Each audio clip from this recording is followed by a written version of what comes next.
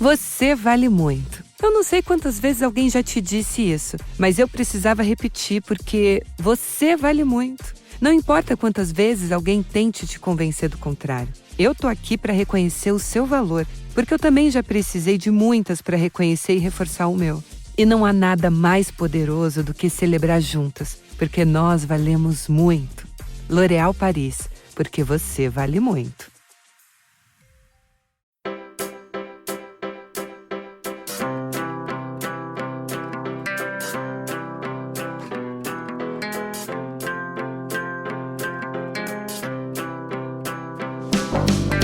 Hello, we're here for More Happier, a podcast where we get more happier. Every other Saturday, join us for some weekend listening while we kick back and get more happier with a little bit of a looser vibe. Hey, Elizabeth. Hey, Gretch. Today, we'll talk about yet another lesson from the Real Housewives because there's just so much to learn, and we'll share a great example of happiness in action.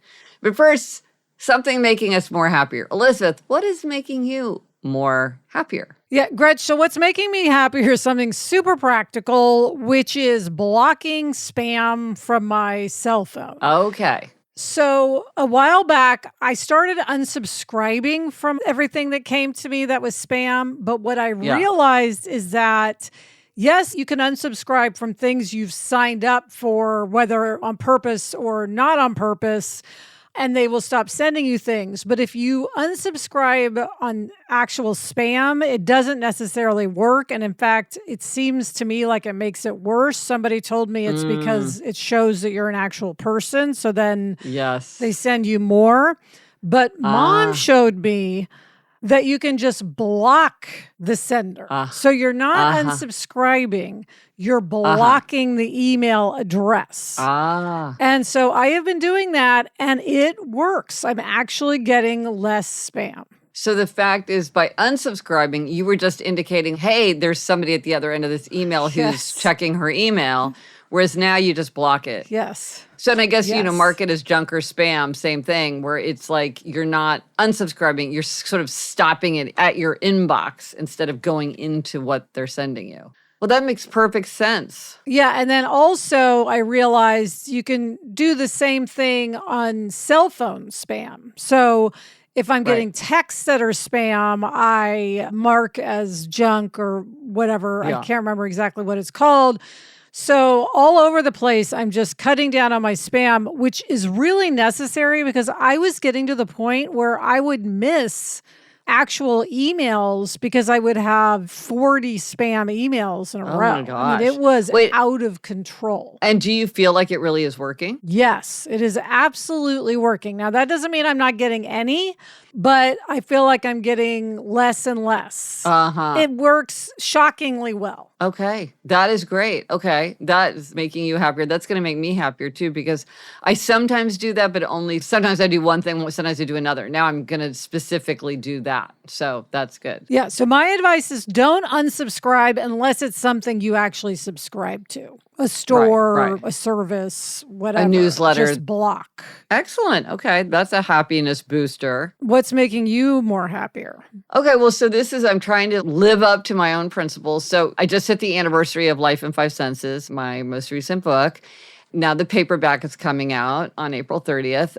But one of the things, Elizabeth, we've talked about this. It's like, it's so easy to constantly move forward and to think about the to-do list and like thinking about what you haven't done or what you need to do and not mark milestones or not give ourselves the ta-da. And I realized that I could give myself a ta-da because by looking at the photos in my phone for a year ago, there are all these things I'm like, oh, I remember doing that event or I remember going to that bookstore. And it's so fun. But I had to say to myself, okay, go back. It's the anniversary. Refresh your mind about all the things that happened back then. And it really, well, first of all, I have my whole thing about how I don't remember anything that happened to me. So I was like, I do remember things that happened to me. I had forgotten that I remembered all these little adventures that I had just a year ago. So that was as it also was just like, as a writer, it's a huge milestone when a book comes out. And I was like, oh, yes, here it is.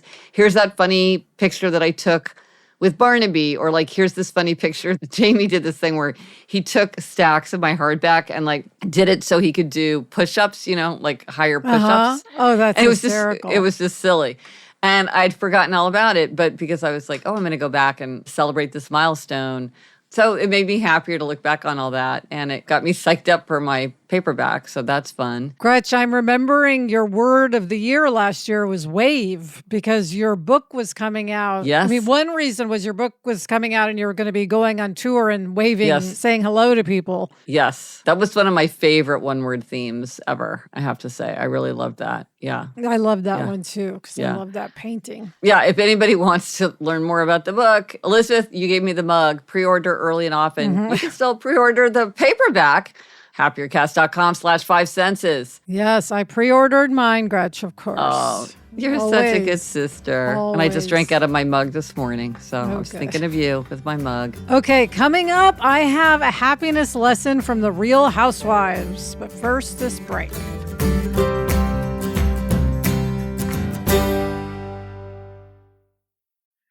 This show is sponsored by BetterHelp. It can be easy to ignore our social battery and spread ourselves thin, especially with social gatherings picking up after the winter. Gretchen, I love to socialize, but I need to do it in a way that's good for me, that doesn't drain my battery. And therapy can really help figure out what works for you, what doesn't work for you, so that you're not just spending out too much of your social energy. If you're thinking of starting therapy, give BetterHelp a try. It's entirely online, designed to be convenient, flexible, and suited to your schedule. Just fill out a brief questionnaire to get matched with a licensed therapist and switch therapists anytime for no additional charge. Find your social sweet spot with BetterHelp. Visit betterhelp.com/Gretchen Rubin today to get 10% off your first month. That's BetterHelp, HELP.com/Gretchen Rubin.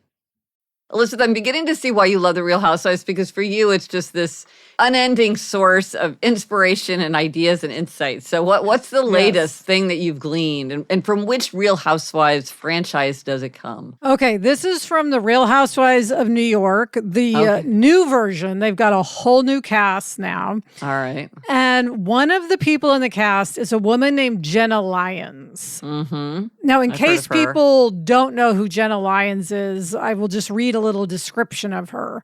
Jenna Lyons is an American fashion designer, businesswoman, and television personality. She was the executive creative director and president of J. Crew from 2010 to 2017. So that is really what Jenna Lyons is known for, is she really led J. Crew when it was, I would say, at its height, or one of the periods when it was at its height. She is beloved for J. Crew. And she is super cool, and she is one of the new housewives. And the lesson from her is the power of having your own style. So she is known for wearing jeans almost all the time, with some sort of either a button-down top or a blazer or a t-shirt. But the big thing is that she always wears jeans, and she has very distinctive glasses, usually very big, bold glasses. And her style is just so her, and it gives her not just this, but it's an element of what gives her so much presence and charisma and sort of what I guess the kids would call riz. She just seems cool. This is interesting, though, because I would think that all of the Real Housewives are aiming to have a personal style. Is it that hers is just stands out among all of those, or are they not all trying to do that? What makes her different? Well, I think they are, but I think that a lot of times, many of us are guilty of this, is it's looking for a style that's more just in fashion, right? So the housewives, they will just wear labels or, wear what's trendy. Whereas Jenna Lyons is like, this looks good on me and I'm wearing it. I liken it to Anna Wintour and her haircut. Right. Anna Wintour said, I like this bangs bob look and I am just sticking with it. Right. And of course, now it's such a signature. But I think Jenna Lyons feels good in what she wears. And it's just because she wears jeans, that's not to say she doesn't immensely care about clothes and what she wears. She loves clothes. She loves her outfits. Yeah. But it's, I don't know, it's a confidence, I think, in dressing the way you want to dress. I have a friend who has a very preppy style. And it's just like, because it's so her, she always looks sort of effortlessly chic, even though preppy may not be where everybody's going at the moment. Right. It looks good on her and she always looks great. Whereas I might be trying to chase what are people wearing? What should I be wearing? And it just doesn't come off the same. So how does a person have their own style? Well, I mean, Gretch, that is the ultimate question, isn't it? I mean, if I knew that, you'd be talking about how stylish I am. I do spend time thinking about this because, of course, what do I want to do now? I want to just copy Jenna Lyons and wear jeans and a button down or a blazer. But I mean, that is like her style. Okay, so here's a related thing, I think. Okay, sometimes you just have to know that something is not your style. And just as much as people try to shove you into it, stand your ground. And for me, it is the blazer. I am like, I cannot wear a blazer. People are like, oh, what about this blazer? What about that blazer? People are always getting it. You wear blazers. Everybody wears blazers. And they're constantly trying to convince me to wear blazers. And I'm like, I will look like an insurance salesman. You will say, where is your badge? They just look terrible on me. And I feel terrible in them. I mean, even if there was one that happened to look good, I would be like, I don't like a blazer. And the fact is, they really do not look good on me.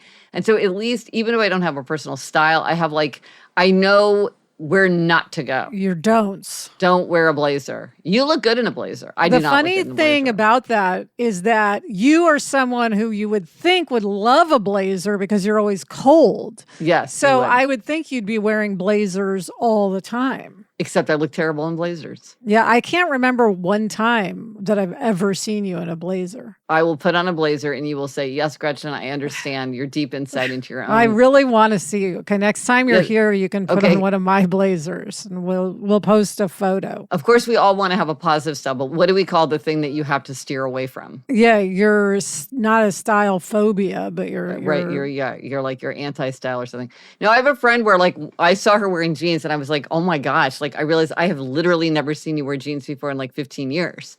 And she looked fine in them. And I don't know why she just doesn't like jeans very much, but she had them.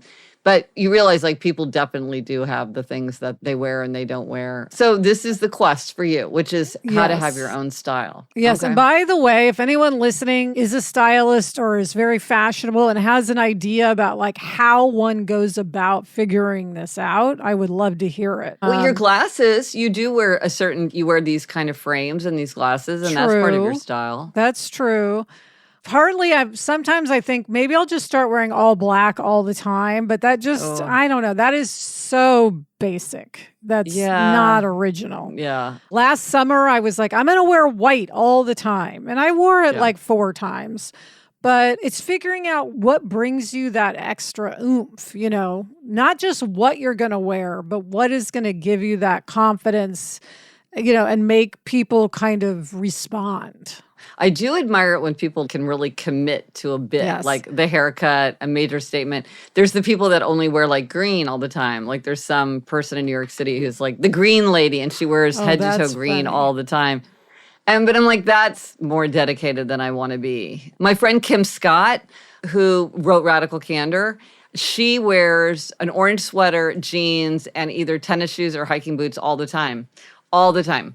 And she has orange sweaters specially made for her. And like, I go online and look and you will see that she wears that all the time. And she was at some place and they're like, well, to be a speaker here, you really need to dress more professionally. And she's like, well, I won't do it. So either you can have me come as I am because this is what I wear, or I'm not going to do it. And they were like, oh, okay, fine. Amazing. Well, and Gretch, I want to have one more side note that another style thing from another housewife of the old Real Housewives of New York is Luann, who always wore a statement necklace. And she is known for wearing statement necklaces. Again, I'm not a statement necklace person. No, that's not going to work for me. But maybe we express ourselves all the time through our writing. And so it is not so important how we dress or with our style. would like to think that, but I don't know. You still like to have a style. You like to have a style. Okay. You want to have a style. Okay. Anyway, it's a journey. It's a journey.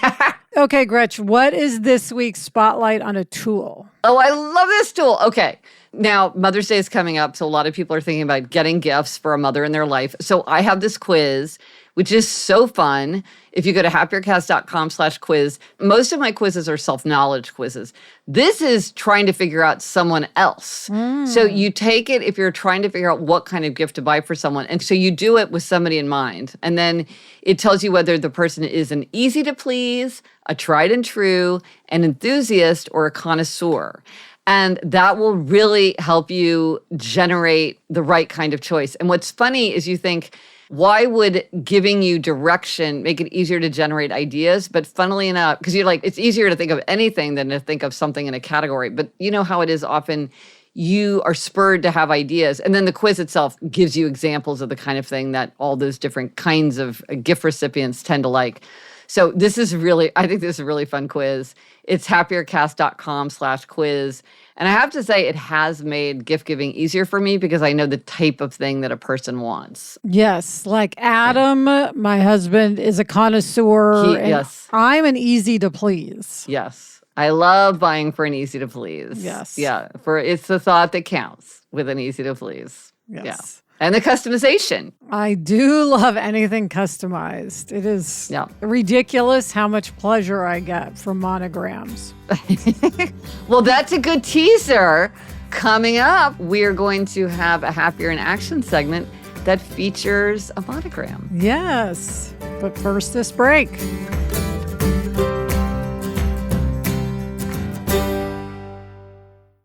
And now for a segment on Happier in Action. We have been talking a lot about card and letter writing because I have partnered with PaperSource for the month of April, because April is National Card and Letter Writing Month, and also because of Write 24 and 24. And we've heard from a lot of people who have been using their 2 to 4 minutes or their 24 minutes to write cards or letters. It's a super fun thing to do. It's a great way to connect with other people. It's a great way to have everyday creativity.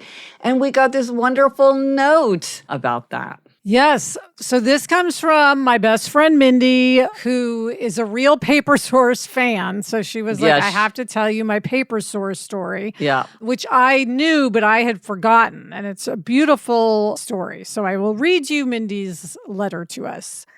She said, when Josh and I fell in love, I was in the habit of making my own stationery, essentially buying different colored cardstock and a bunch of fun stamps/inks from PaperSource. They were not fancy or fussy, and I loved doing it and sending people specific notes on my homemade stationery. Fast forward to when Josh decided he was going to propose. He took himself down to the plaza. I had no idea about any of this and went to PaperSource. He bought 4 stamps, MSW, and a really pretty rose stamp. When he proposed, he opened up a box with those stamps in it with my new initials and asked me to marry him. I ended up framing these, and it's been in our bedroom for the last now 20 years. Pretty great, and I thought this was so fitting for your month and your partnership with PaperSource. So her new initials were MSW, his Wilson being the last name, and it was just such a beautiful story, Gretch. Well, and I thought this was so original. I've never heard of anybody doing this. And it was so perfect for her since she was like so into the stamps. Yes. So she sent us a picture of it. I'll post the photo in the show notes because it's really fun to see how she put it in a frame with the rose at the top and the MSW spelling it out. It's so then it's a beautiful keepsake as well. What I love, Gretch, is that Mindy wouldn't have wanted some big, showy Jumbotron kind of proposal. No. But she would absolutely appreciate something really thoughtful. And this was romantic and thoughtful. And as you said, showed that he really knows her. Right. Yeah. So, I mean, gold star for Josh. Gold star for Josh. And then for Mindy for thinking to frame it, because I think that's a very cool. I always like it when things are framed as well as like a poster or a piece of art or something, when there's an item Somehow I always find that to be really, really interesting. It's so cool. Okay, so I'll put the photo in the show notes if anybody wants to see that. It's so fun. Yeah. It was so nice of Mindy to let us know. Yes. And Gretch, side note, bonus hack, you've talked a lot lately about everyday creativity. Yeah. And once again, this is an example of everyday creativity. Absolutely. Absolutely. Love it. All right, Gretch, finally, what is our quotation this week? Long-standing friendship can be sustained by shared memories or just by habit, but new ones need some impetus. That's from Whiston and Chester by Thecla Clark. And Elizabeth, that reminds me of how we sometimes talk about it can be easier to make friends by working on a project together rather than just socializing. Yes. And it's also fitting since Mindy is such an old friend. Yes. Yes, Long-standing that's right. friendship. That's true. So, Elizabeth, are you feeling more happier? Yes, I am feeling more happier. Thank you to Chuck. Get in touch. Gretchen's on Threads, TikTok, Facebook, and Instagram at Gretchen Rubin. And I'm on Threads and Instagram at Liz Craft. Our email address is podcast@GretchenRubin.com. And for everything related to this episode, links, photos, and more, go to happiercast.com. Bye, Gretch. Bye, Elizabeth. The best time to start a happiness project is 20 years ago. The second best time is now.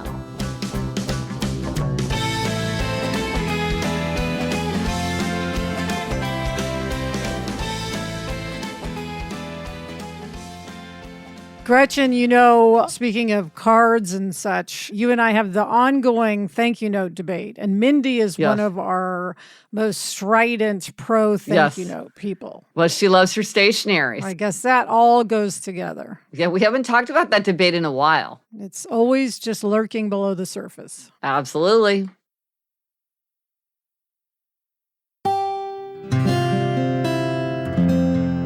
From the Onward Project.